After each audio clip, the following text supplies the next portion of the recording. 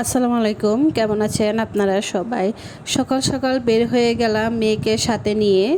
আমি এখন যাব কাউতলি বাজারে। আমি একটা নিউজ পেয়ে কাউতলি বাজারে যাচ্ছি। আমি একটা নিউজ যেটা পেলাম, কাউতলি বাজারে নাকি দেশি মাছের মেলা বসেছে।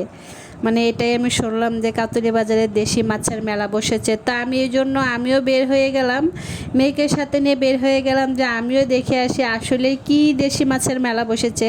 এ দেখুন চলে আসলাম কাউতলি। এটা হচ্ছে কাউতলি রাস্তার অপর পাশে হচ্ছে কাউতলি বাজার। দেখুন আমি বাজারে চলে এসেছি। এই দেখুন আমি আপনাদেরকে আজকে পুরো বাজারটা ঘুরিয়ে দেখাবো যে আজকে বাজারের অবস্থা কি আর কি কি দেশীয় মাছ বাজারে উঠেছে।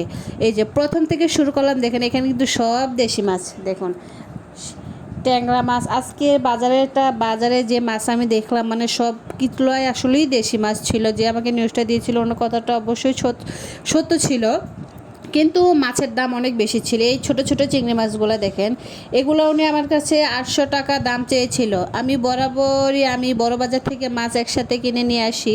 এখানে কাতলি বাজারে আমি যতবার এসেছি মাছের দাম অনেক বেশি ছিল, সবসময় মাছের দাম এখানে বেশি থাকে। কিন্তু এখান থেকে যদি বড় বাজার আনন্দবাজার যাওয়া হয় ওইখানে মাছের দাম অনেক কমে পাওয়া যায়, মানে এখানদের তুলনায় অনেকটাই কম। দেখুন এখানে অনেক দেশি মাছ, মানে দেশীয় যত ধরনের মাছ আছে আজকে এই কাউতলি বাজারে এই সব ধরনের মাছ আছে। মানে দেখলে মানে কিনতেই শুধু ইচ্ছা করবে। বাইম গুতো মানে সব ধরনের মাছ। এই হলো কাউতলি বাজারের নদী। ওই যে দেখা যাচ্ছে কাউতলি ব্রিজ মেয়েটা পানি নিয়ে আসছে, হলো নদী। এই নদীর নাম কি আমি জানি না।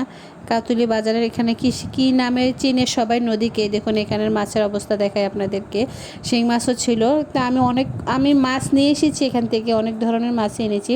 ট্যাংরা মাছগুলো দেখুন ছোট সাইজের ছিল, কিন্তু এগুলো আমি আনি নেই, এগুলো ছোট ছিল। কিন্তু জ্যান্ত দেখুন পানির মধ্যে কিভাবে ভিজানো, কিভাবে নড়তেছে সবগুলো মাছ। মানে এটার দাম অনেক বেশি।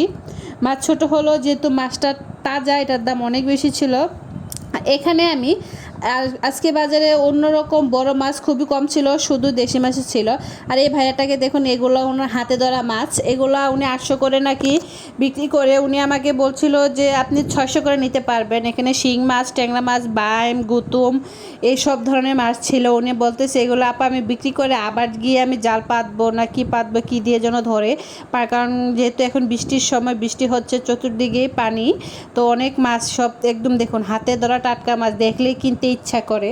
উনি আমাকে এগুলো 600 টাকা দাম চেয়েছিল। এখানে অনেক মাছই ছিল, উনি একসাথে বিক্রি করবে। তো আমি বললাম যে আমি এতগুলো নিব না, আমি অর্ধেক নেব।